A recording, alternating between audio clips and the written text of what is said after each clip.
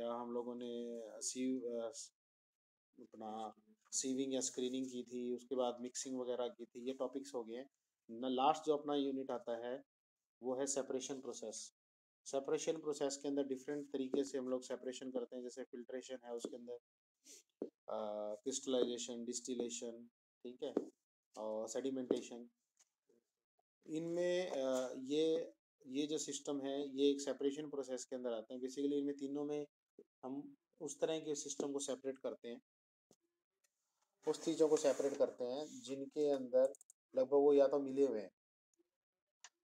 Distillation का अलग principal है, ठीक है, और इसमें से देखेंगे डिस्टिलेशन का अपना अलग प्रिंसिपल है, फिल्ट्रेशन का, सेपरेशन का अपना अलग प्रिंसिपल है, और सेडिमेंटेशन का अलग प्रिंसिपल है, क्रिस्टलाइजेशन का अलग प्रिंसिपल है। तो अभी हम लोग जो शुरू करेंगे वो डिस्टिलेशन करेंगे। डिस्टिलेशन के बाद जो भी नेक्स्ट आएगा अपना, तो डिस्टिलेशन सुना है, अभी तुमने सुना डिस्टिलेशन क्या होता है? नहीं सुना? डिस्टिल बेवरेज सुना? चलो विस्की सुनी है? विस्की सुनी होगी। बताओ तुम, बिना कैमरे वाले बता रहे हैं, कैमरे वाले भी बताओ जो कैमरे में। अच्छा, डिस्टिल्ड बेवरेज, उस पर कभी बॉटल के ऊपर देखे ना, डिस्टिल्ड बेवरेज लिखा होता है, डिस्टिल्ड अल्कोहल ये लिखा होता है, या डिस्टिल्ड बेवरेज कुछ ऐसा लिखा होगा उस पर। कहते जी पी है ना, कहते बैम ही नहीं करा के है, डाकू खोले हो बस। तो डिस्टिलेशन एक प्रोसेस है जहाँ पर हम लोग क्या करते हैं, सेपरेशन करते हैं on the basis of volatility, different volatility के हिसाब से। वॉलेटिलिटी का मतलब क्या हो गया कि आप किसी चीज़ को जब हल्का सा हीट देते हो तो वो चीज़ है वो वेपर्स में कन्वर्ट हो जाती है, और वेपर्स में कन्वर्ट हो लाइट हीट के कारण, ठीक है, तो इसको बोलते हैं वॉलेटिलिटी। डिस्टिलेशन प्रोसेस के अंदर क्या करते हैं हम, दो लिक्विड्स को, ठीक है, दो लिक्विड्स हैं उसको, या एक लिक्विड है उसको जब हम बॉयल करते हैं, पानी गर्म करते हैं, तो उसके वेपर्स बनते हैं, और वेपर्स को हम लोग कंडेंस करके, कंडेंस का मतलब है एक कंडेंसर है। कंडेंसर बेसिकली होता है क्या, हीट एक्सचेंजर होता है एक तरह का, जिसके अंदर बीच में वेपर्स घूमते हैं और साइड अंदर उसके साइडों में ठंडा पानी घूमता है, जिससे वो वेपर्स दोबारा लिक्विड में कन्वर्ट हो जाते हैं और उसको कलेक्ट कर लिया जाता है, ठीक है। आपको अगर डिस्टिल इसके वो डायग्राम इसमें है आपके नोट्स में, ये देखो अलग अलग तरह के कंडेंसर होते हैं, स्पायरल टाइप का, bulb condenser, Liebig condenser, ball condenser. Distillation अलग अलग अलग तरह के इसके अंदर डिफरेंट टाइप ऑफ कंडेंसर हैं, ठीक है। कंडेंसर को अगर हम दूसरी भाषा में बोले तो एक तरह से हीट एक्सचेंजर है। ये हीट को एक्सचेंज करते हैं, और हीट को एक्सचेंज करने के कारण जो वेपर्स हैं दोबारा लिक्विड फॉर्मेशन में आ जाते हैं। अभी जैसे हम लोग सीविंग की बात कर रहे थे, तो सीविंग के अंदर हम क्या कर रहे थे, छान रहे थे, है ना, साइज बेसिस के ऊपर डिफरेंट अलग अलग कर रहे थे। क्लीनिंग के अंदर भी हम बेसिकली हम क्या करते हैं, एक छोटा साइज है एक बड़ा साइज है ना, उस हिसाब से सेपरेट कर लेते हैं।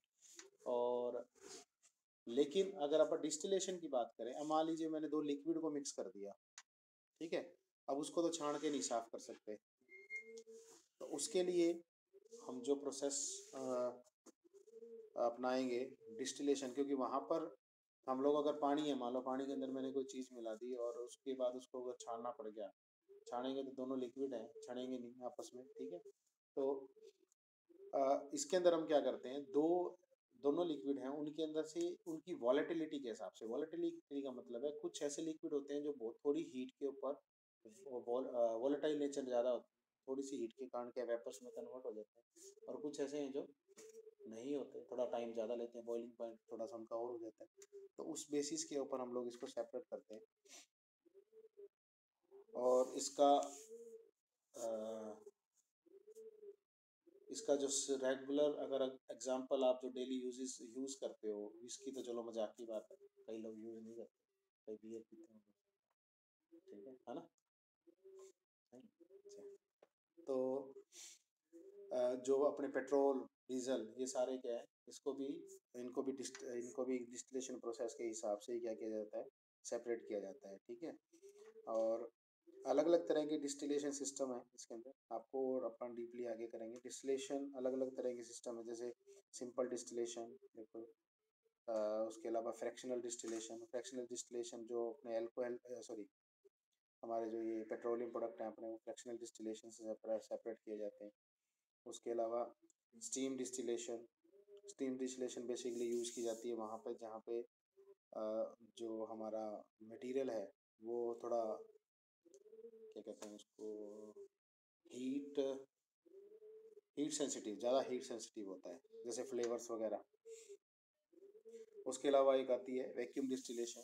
ठीक है, वैक्यूम डिस्टिलेशन में भी क्या है, हम लोग यहाँ पर लो टेम्परेचर के ऊपर काम करते हैं। यहाँ पर भी अगर हाई हीट सेंसिटिव कोई प्रोडक्ट है तो उसको यहाँ पर सेपरेशन किया जाता है।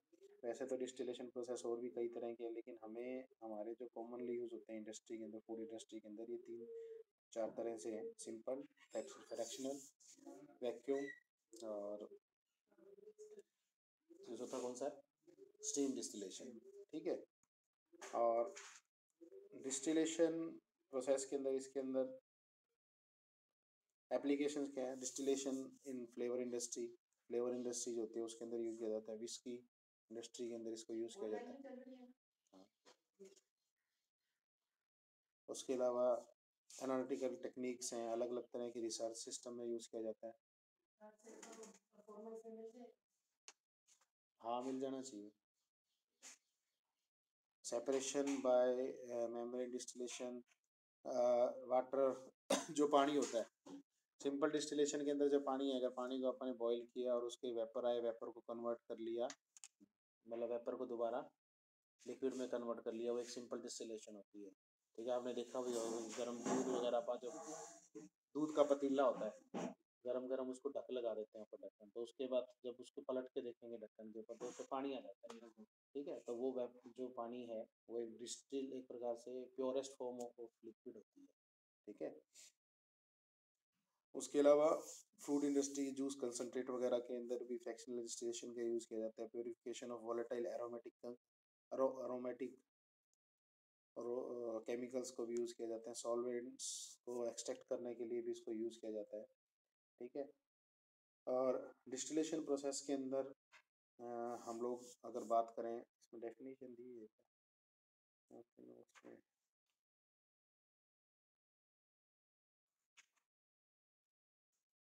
एक है रिलेटिव वोलेटिलिटी, इसके अंदर नंबर है। रिलेटिव वोलेटिलिटी का मतलब क्या है, हम लोग जब भी वर्ड यूज़ करते हैं रिलेटिव, रिलेटिव का मतलब है किसी चीज़ से हम रिलेट कर रहे हैं। ठीक है, तो रिलेटिव वोलेटिलिटी का मतलब क्या होता है कि अगर दो चीज़ें हैं, मान लो दो लिक्विड हैं, दोनों लिक्विड में से एक दूसरे को जब कंपेयर करते हैं तो जैसे एक का मान लीजिए 100 डिग्री पे बॉईल कर रहा है, या 100 डिग्री पे वो वेपर में कन्वर्ट हो रहा है, और दूसरा हो सकता है 150 में, तो हम उसको बोलेंगे रिलेटिव वोलेटिलिटी, कि इसके रिलेशन में दूसरे की जो वोलेटिलिटी है वो क्या है, ज़्यादा है। ठीक है, अगर अकेला है तो हम ये कहेंगे कि उसका बॉइलिंग पॉइंट इतना है, वो इतने टेम्परेचर के ऊपर वोलेटाइल हो जाता है। ठीक है, तो इसके हिसाब से अब जैसे मान लीजिए कि मैंने एक एग्जांपल ले लेते हैं कि पानी और एल्कोहल को अपन ने क्या किया, सेपरेट करना है। तो उस केसेस में हम क्या करेंगे कि हमारा टारगेट कौन सा रहेगा। मान लीजिए पानी हो सकता है 100 डिग्री पे वहाँ पे कन्वर्ट हो रहा हो, एल्कोहल हो सकती है कि 50 या 60 डिग्री पे ही एल्कोहल हो सकता है वेपर में कन्वर्ट हो जाएगा। तो हमारा टारगेट क्या रहेगा कि हम लोग जिसको जो जल्दी वेपर्स में कन्वर्ट होता है हम उसको वेपर में कन्वर्ट करवा देंगे। तो हमारे पास क्या होगा, एक सोल्यूशन तो हमारे पास वो बच जाएगा जो हमारे मदर लिक्विड है उसके अंदर से बच जाएगा, जो पोर्ट है उसके अंदर। और सेकंड, हमारे पास जो लिक्विड दूसरी तरफ कलेक्ट होता रहेगा, जिसकी वोलेटिलिटी क्या है हमारी कम थी, उसको दूसरी तरफ हम लोग कलेक्ट कर लेंगे। रोलेट्स लॉ, रोलेट्स लॉ एक थे साइंटिस्ट जिन्होंने लॉ दिया था, उसके बारे में थोड़ा सा पढ़ेंगे। इन्होंने क्या दिया था, इन्होंने बेसिकली बोला था कि रोलेट्स जो इन्होंने एक लॉ दिया था कि अगर हम लोग किसी चीज़ को मिक्स करते हैं, मान लीजिए आपके पास कोई लिक्विड है जो 100 डिग्री के ऊपर बॉयल होता है, वो बोले कि अगर अगर हम इसके अंदर एक ऐसा मटेरियल डाल दें जो 50 डिग्री पे बॉयल होने लग गया, तो दोनों को अगर जब मिक्स किया तो उनकी जो वॉलेटिलिटी है उसके अंदर डिफरेंस आ जाता है। ठीक है, तो इसके बारे में इन्होंने थोड़ा सा बताया था रॉलर्स ने। ठीक है। हाँ, evaporation, concentration, condenser, simple distillation.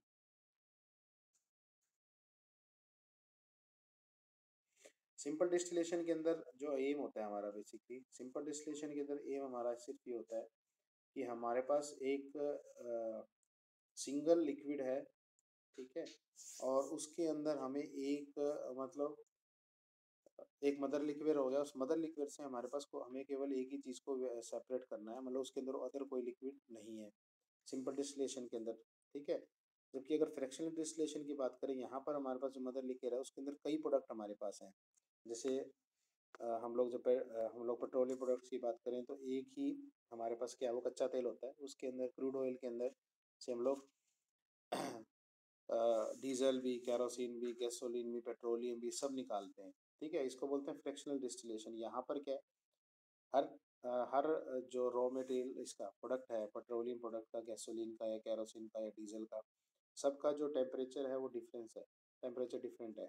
और जिसके कारण क्या है, फ्रैक्शनल डिस्टिलेशन के अंदर अलग अलग कॉलम्स बने होते हैं, और अलग अलग कॉलम्स के अंदर अलग अलग टेम्परेचर बेसिस के ऊपर जो प्रोडक्ट हैं वो सेपरेट होते रहते हैं।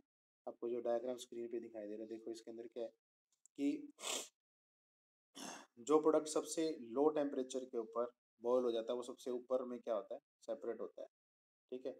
उससे हाई वाला थोड़ा नीचे, उससे और हाई वाला और नीचे, और उससे हाई वाला और नीचे, सबसे लास्ट में 350 से 400 डिग्री सेल्सियस वाला सबसे नीचे कलेक्ट होता है। ठीक है। क्योंकि अगर आपके पास कोई, हाँ, रू- रूम लोग पता नहीं अपने आप ही हो गया होगा यार। हाँ, ये अपने आप पता नहीं क्यों हो जाता है लोग। अब देखो, अब ठीक है, हो गया, अब आ गया। पता नहीं कैसे हो, ये जैसे स्क्रीन शेयर करता हूँ ना कई बार अपने आप लोग हो जाता है। ठीक है, अब बोल दो कौन है जो बच्चा।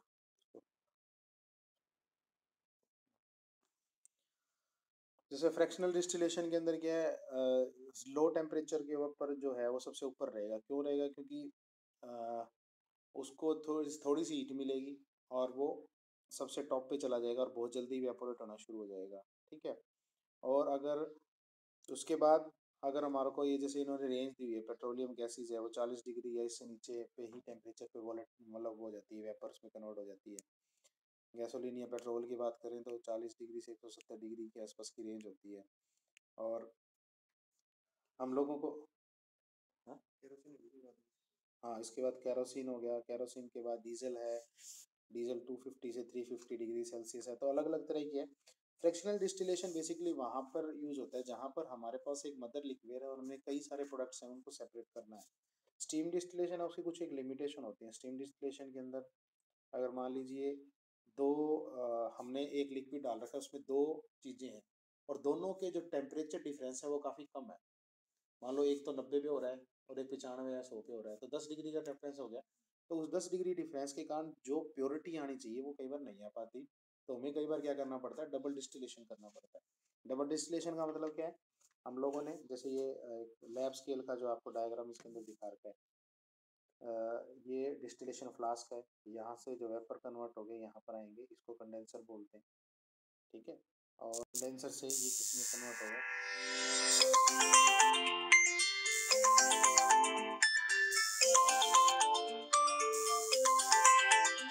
Hello, morning.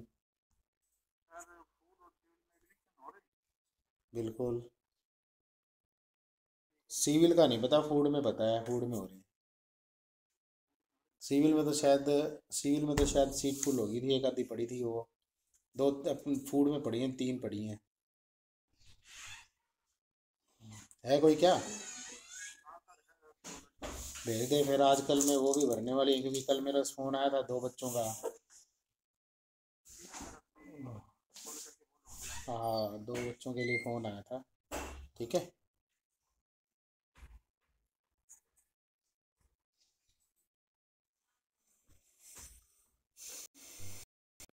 चलो, दूसरी तो भरी गई, अब तो वो रहेंगी।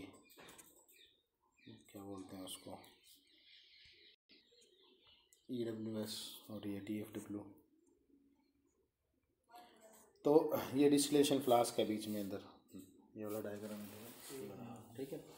अब इसके अंदर क्या है अब अगर इसके अंदर हम लोग क्या करेंगे, एक ऐसा मटेरियल डाल देंगे जो हमारे इसमें क्या होगा कि नज़दीक नज़दीक टेम्परेचर इनका सॉरी बॉइलिंग पॉइंट होगा, तो उसको सेपरेट करना बड़ा मुश्किल हो जाएगा। तो उसके लिए हम क्या करते हैं, जो रिसीवर दे रखा है, जिसको छोटा सा पोर्ट बना रखा है,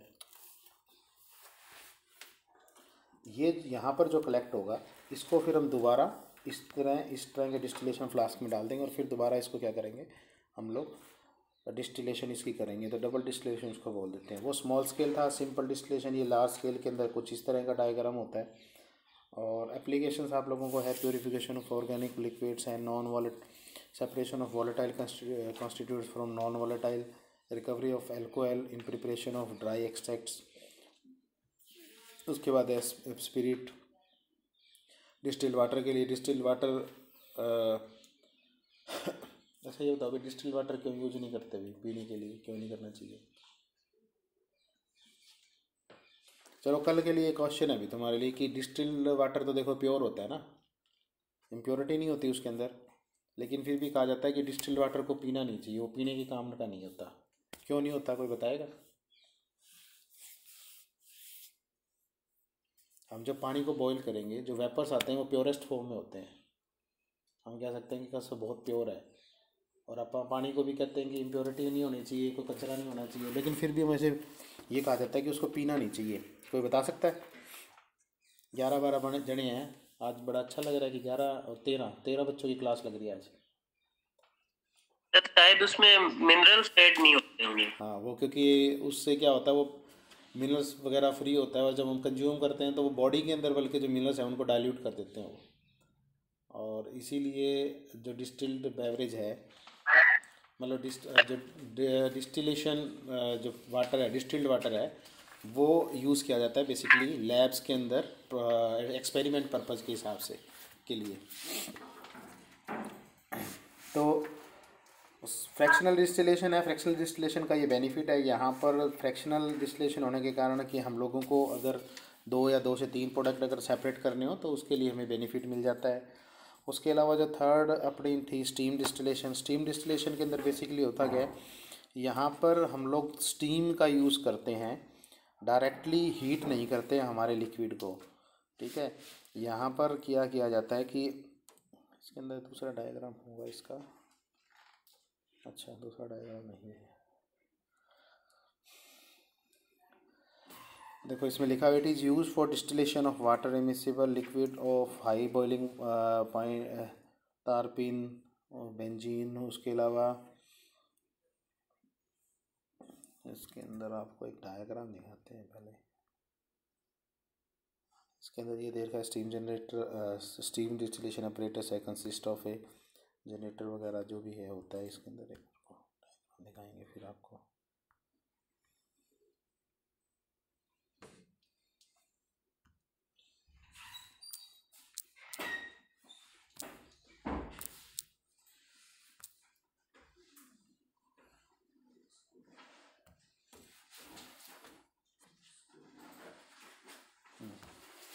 स्टीम डिस्टिलेशन ये देखो। Most essential oils are produced by steam distillation. Steam distillation was invented around 1000 AD by Persian alchemist and healer Avicenna. It has been practiced for thousands of years since then and is still one of the best ways to take freshly harvested or dried plants and extract pure essential oil. Take a look at this distilling apparatus. The bottom reservoir is filled with distilled water. Above is an alembic chamber that holds the plant material, often called biomass. The biomass is full of tiny sacs that contain essential oil. देखो steam distillation के अंदर क्या होता है, आप लोगों को भी बताया था ना, रोलेट्स ने एक लॉ दिया था कि भाई अगर 2 चीज़ें मिक्स हो जाएं तो उसका बॉइलिंग पॉइंट है वो चेंज हो जाता है। कुछ इस तरह का है। इसको डीपली आगे जब आप डिटेल में करेंगे थोड़ा तब करेंगे। और ये बेसिकली किया जाता है जो हर्ब्स वगैरह से जो ऑयल एक्सट्रैक्ट करने के लिए बेसिकली इसको यूज़ किया जाता है। इसके अंदर अगर हम लैब स्केल की बात करें तो इसके अंदर सिस्टम क्या होता है, नीचे पानी रख दिया जाता है, ऊपर थोड़ा सा सेपरेशन करके एक जाली का जो सिस्टम सा लगा के ऊपर बायोमास, बायोमास बेसिकली क्या है, पत्तियाँ वगैरह जो भी, जिससे अपन ने फ्लेवर को एक्सट्रैक्ट करना है, ठीक है। और हमें पता है कि जो फ्लेवरिंग ऑयल्स हैं वो वॉलेटाइल इन नेचर होते हैं काफ़ी, ठीक है। तो इसको क्या करेंगे, जब हम लोग स्टीम देंगे, स्टीम से जो भाप बनेगी, सॉरी पानी इसको जब हीट देंगे तो वो भाप में कन्वर्ट होगी, और भाप किस में से निकलेगी, इन पत्तों में से, और वो कैरी करके जो भी अपना वोलेटाइल हमारा जो मटेरियल है जिसको मैं एक्सट्रैक्ट कर रहे हैं, वोलेटाइल ऑयल्स हैं, उनको लेके और वो आगे जाएगी। आगे जाने से फिर हम लोग यहाँ पर क्या करेंगे, उसको कंडेंस कर देंगे, ठीक है। कंडेंस करने के बाद वो जो लिक्विड बनेगा, उस वो लिक्विड में क्या होगा, दो वो किस में, यहाँ पर कलेक्ट होगा, इसके अंदर कलेक्ट होगा। और यहाँ पर देखो दो टैप्स बनी हुई हैं, आपने अगर देखा, एक ऊपर और एक नीचे। इसमें होगा क्या, हमें पता है ऑयल क्या होता है, वो ऊपर रहता है पानी के, है ना। तो यहाँ पर क्या होगा, एक लेयर बनेगी ऊपर और एक रहेगी नीचे, और एक मतलब क्या होगा, हम लोग जो हमारा रिक्वायर्ड मटेरियल है उसको कलेक्ट करते रहेंगे अलग साइड से, दूसरे को निकालते रहेंगे, ठीक है ना। तो एक तरह से जो इसके अंदर स्ट्रीम क्या होगी, एक तरह से कैरियर होगी जो उठा के लेके जा रही है, ठीक है। इसमें भी मेरे ख्याल से The biomass is full of tiny sacs that contain essential oil. When the water boils, the steam passes up into the chamber. As the steam passes through the biomass, the temperature causes the tiny sacs to burst open, releasing the essential oil. The essential oil rises up with the steam, and together the oil and steam pass into a tube. This tube passes through a cold condensing chamber. The cold temperature changes the steam back into liquid, which drips out of the tube. The liquid collects in a new reservoir where the water and oil separate naturally. The water, which is called hydrosol, is left at the bottom, while the oil rises to the top. And lastly, the essential oil can now be collected and bottled. Video ने सारी चीज़ें clear कर दी आपकी, है ना। Video ये छोटे से एनिमेशन से पता लग गया कि स्टीम डिस्टिलेशन क्या चीज़ है।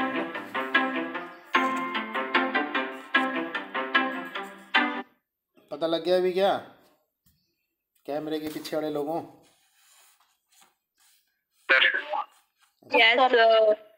चलो ठीक है, कोई बात नहीं, कोई छोटी मोटी कसर रहेगी तो जब और आगे करेंगे तब बता देंगे आप लोगों को। अभी एक बार तो इस तरह की चीज़ें हैं, वो स्टीम डिस्टिलेशन है। स्टीम डिस्टिलेशन के बाद जो लास्ट आता है अपना, जो टाइप अपने कर रखे हैं, वो वैक्यूम डिस्टिलेशन। डिस्टिलेशन के अंदर क्या होता है कि जो वो मंदिर लेके गया था सर शायद, पीछे वाले ड्रॉ में देखो, उसमें तो नहीं है।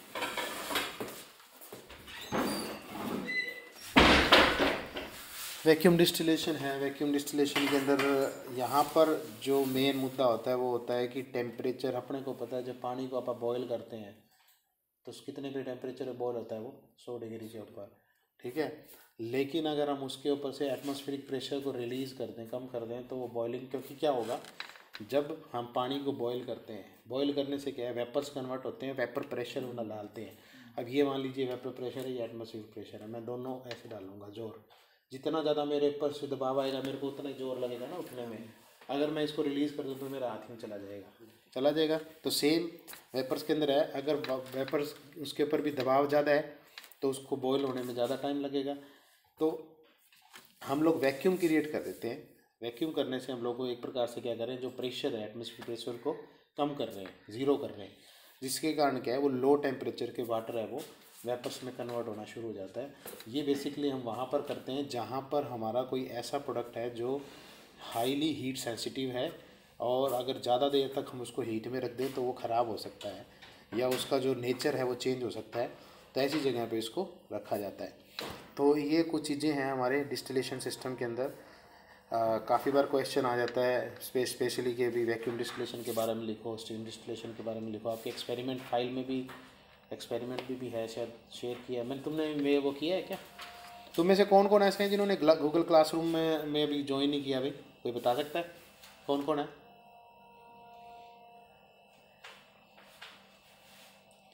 सभी ने कर रखा है? तुमने कर रखा? Yes sir. गूगल क्लासरूम मैंने डाला हुआ लिंक, ग्रुप में डाल दिया था। दोबारा मैडम वाले 2 भी लिंक डाल दिए थे। आज मैडम वाले में लैब वो डालूंगा मैं। एक्सपेरिमेंट मैंने इसलिए नहीं डाले थे कि ज्वाइन करने के बाद तुम्हें मिलेंगे नहीं। तुम्हें अभी तक FM का नहीं मिला ना प्रैक्टिकल फाइल? वो सर मैंने इसलिए नहीं किया था ताकि तुम लोग ज्वाइन कर लो सारे, उसके बाद देना इजी हो जाए। मैं अभी वो भी आपको लगा देता हूँ साथ के साथ, आपके वो भी हो जाए। तो इसके बारे में पढ़ेंगे भी। स्टीम डिस्टिलेशन की कोशिश ये रहेगी कि वीडियो आपको मिल जाए आज, थोड़ा सा इसको पढ़ लेना, ठीक है, डिस्टिलेशन के बारे में। और आप लोगों को बता दिए सोम या मंगलवार तक, सोमवार तो नहीं मंगलवार ही कर लो, क्योंकि दिवाली आएगी 1-2 दिन तो वैसे ही कोई नहीं पढ़ पाएगा। तो मंगलवार तक आप अपने जो भी टॉपिक आपके पास हैं पेन से लिख के या कैसे भी उसको अपने डाल देना, ताकि आप लोगों को कोई भी प्रॉब्लम हो, कोई टॉपिक ऐसा रिपीट करना हो तो आप दोबारा कर लें, ठीक है? ठीक है क्या? Yes sir. Okay sir. जी। क्या आए तो घने सारे थे, लेकिन नज़र लगी बच्चे भागे फिर हैं।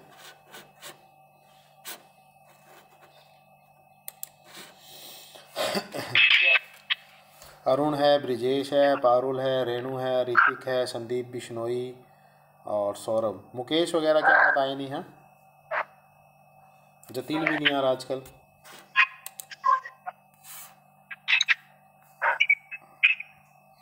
चलो अभी नेक्स्ट क्लास, मैडम आप ले रहे हो ना नेक्स्ट क्लास थोड़ी देर में? हाँ, मैं मैसेज कर दूँगी। हाँ मैडम अभी मैसेज कर देंगे थोड़ी देर में, 15-20 मिनट में जब भी क्लास लगेंगे, ठीक है?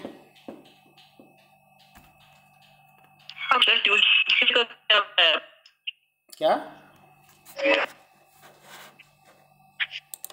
मंगलवार की लिंक तो बताया आपने? मंगलवार तक आप जो अपने को जैसे जितने भी टॉपिक आपने ने कर लिए हैं ना, PFP PHTSF या इसमें से हमारा जो क्या कहते हैं तीसरा, ये यूनिट ऑपरेशन, इनसे में से कोई ऐसा टॉपिक जो आप लोगों को लगता हो कि उसका वीडियो रिकॉर्ड करके आपको दोबारा मिल जाए तो आपको थोड़ा सा इजी हो जाएगा, तो वो टॉपिक के बारे में आप मुझे बता देना, ताकि उनकी मैं वीडियो बना के, क्योंकि दोबारा क्लास लेंगे फिर इंटरफेरेंस होती है तो वो वाली बात नहीं रहती मज़े वाली। आप लोग टॉपिक्स को चेक कर लेना, ठीक है? उसके बाद फिर मैं उसका वीडियो बना के और आपको यूट्यूब पे डाल दूँगा, आप लोग चेक उसको दोबारा देख लेना। फिर भी समझ में ना आया तो फिर यहाँ पे क्लास उसमें आ जाना भी कॉलेज में, ठीक है? फिर तो लास्ट ऑप्शन यही बनता है। और फिर भी ना आया तो छोड़ देना, साला 5 नंबर कम हो जाएंगे और क्या है, ठीक है? ठीक है। कॉलेज कब लगेंगे? ये तो खट्टर साहब जानते हैं। 16 की डेट आई हुई है ना? कोई नहीं जानता, और भाई कोई परमिशन नहीं है। 15 तारीख से ऑनलाइन क्लासेस की परमिशन ज़रूर पता लगी है, उसके अलावा कोई अपडेट नहीं है। अगर क्लास ऑफ में हम तो ज़्यादा राजी हैं तुम्हारे से, अगर की क्लास लगनी शुरू हो जाती है तो हमारे लिए ज़्यादा इजी है बल्कि, ठीक है? जैसे भी होगा कुछ आप लोगों को बता दिया जाएगा, आपको शेयर कर दिया जाएगा।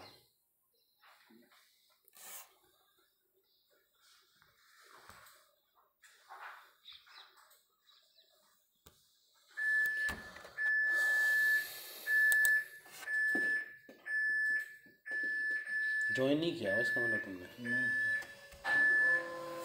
क्या अभी पता चल जाएगा, अभी देख लेते हैं। अगर नहीं है तो कर लो, ग्रुप के अंदर आया हुआ है।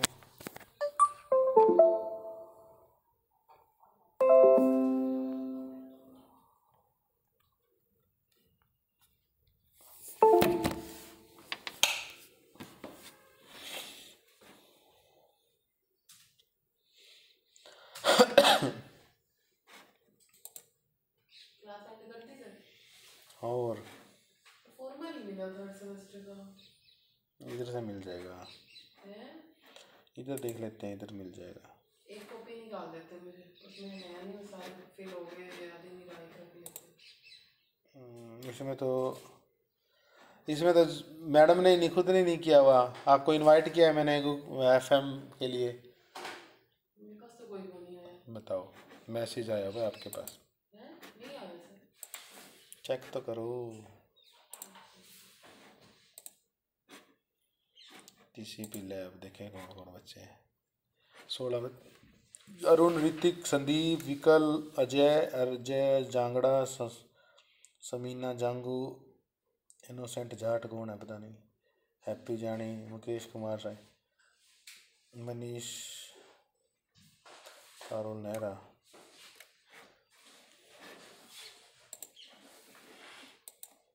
जैसे है ना, देखो इजी में कितने लोग आ गए। इंजीनियरिंग ग्राफिक्स, राम भगत, गुरुदेव फैसला। फर्स्ट ईयर के बच्चों ने काफ़ी ने किया हुआ है, 28 लोगों ने। वैसे तो थोड़े ही हैं।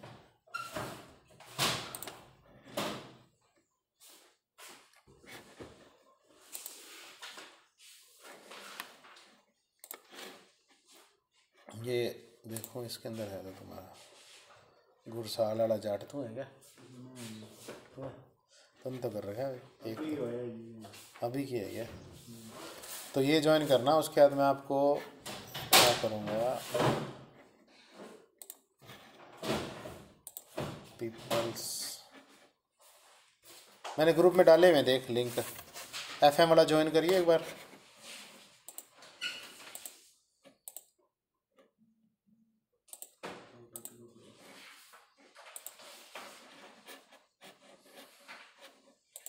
सर ये ज्वाइन तो हो गया, आगे क्या करना है? अभी तुम्हारे पास वो आएगा क्लास वर्क, स्पीकर्स का टीसीपी का है ना, सारों का देखो, सारों में ज्वाइन करो जितने भी टॉपिक। ये क्लास वर्क आएगा तो यहाँ पे तुम्हें दिख जाएगा। अभी आया नहीं ना, कोई डाला नहीं, टीसीपी का मैंने डाला नहीं है। और किस किस का ज्वाइन, पीएफपीपी का कर रखा है? एफएम का करो पहले, एफएम का डालना है मैंने। अभी डालता हूँ मैं एफएम का, फिर एक बार ज्वाइन करो पहले।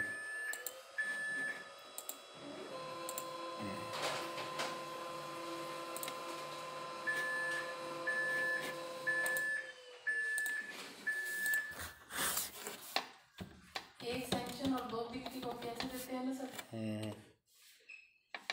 आप देते हो तो ज़्यादातर, मेरे को नहीं पता।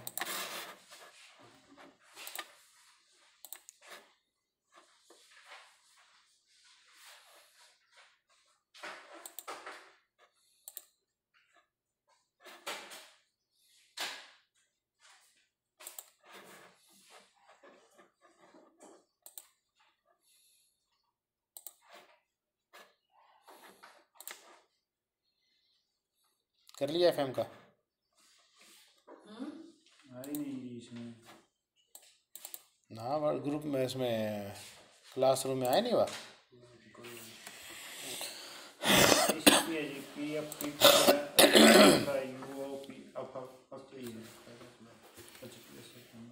HTSF का तो है ही, ये आया नहीं, अभी करते हैं, रुक जाओ।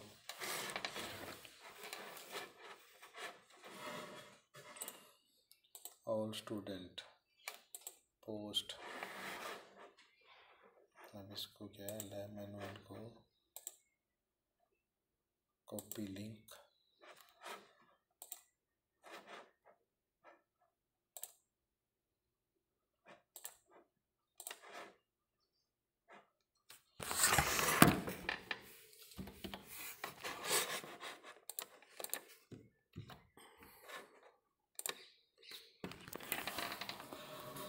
सब चल रहा होता है, डायरेक्ट कर दे।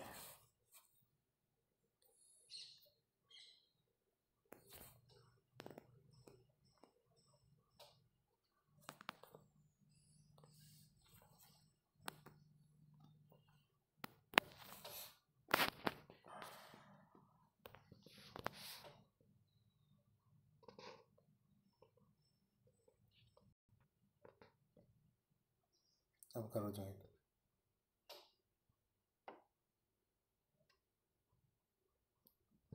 आए नहीं?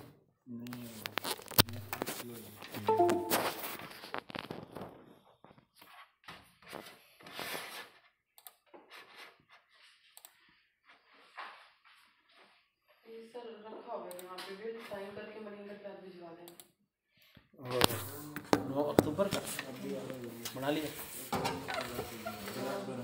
अब याद आ गया एकदम से कितना आज भी हो ही होगा। कल जाए, कल आया था उसका फ़ोन है मेरे पास। सबको बोल रखा था रविंदर सर तेरा अजीब सर थे, मुंशी करते